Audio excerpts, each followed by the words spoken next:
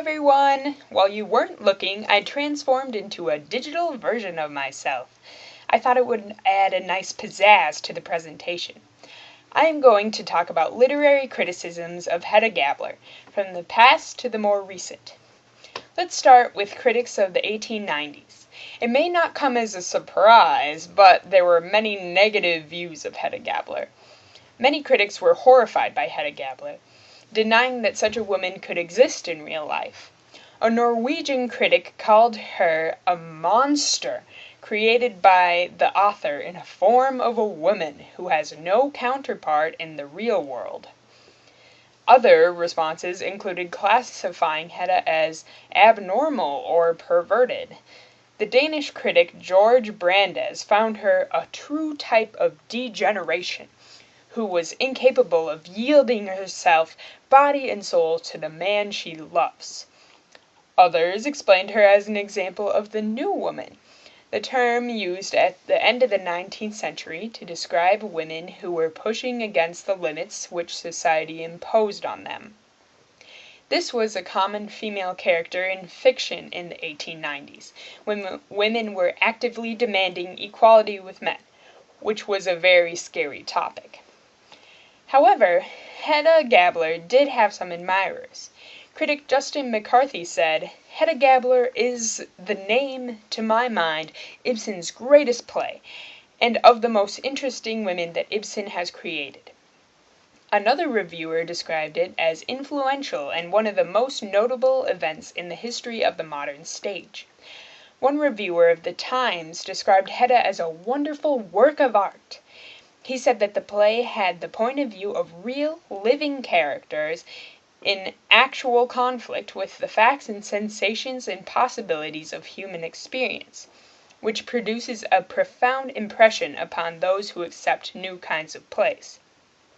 The reviewer describes that with a typical tragedy of modern life, and in the strange, sensitive, selfish heroine, Ibsen presents one of the most wonderful and subtle conceptions of women in the whole range of dramatic literature. Regardless of the mixed reviews, Hedda Gabler became quite popular with audiences. The play was also popular with actresses because it provided complicated, interesting parts for them to devour.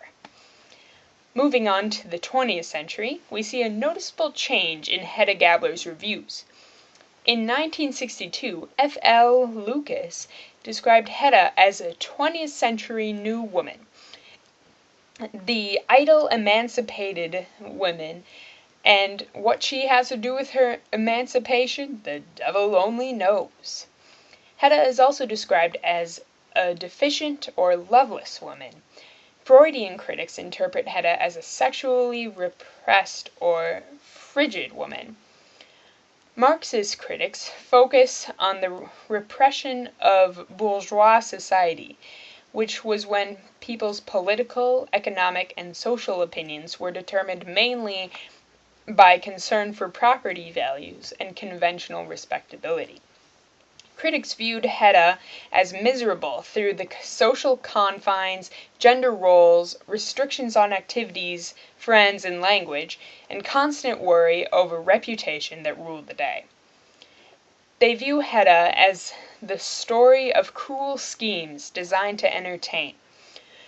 Women used what they had to get what they want.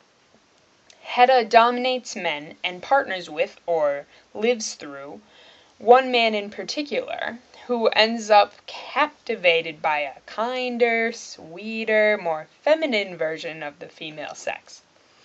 In essence, modern critics are more likely to sympathize with Hedda, instead of thinking she is a crazy monster like they used to. As you can see, over time, Hedda Gabler gained more respect. She progressed from being a monster to being trapped in a world ruled by men and societal rules. Overall, Hedda Gabler is viewed as a groundbreaking work that showed the inner thoughts of the new woman, one that speaks her mind and tries what she can to break societal rules.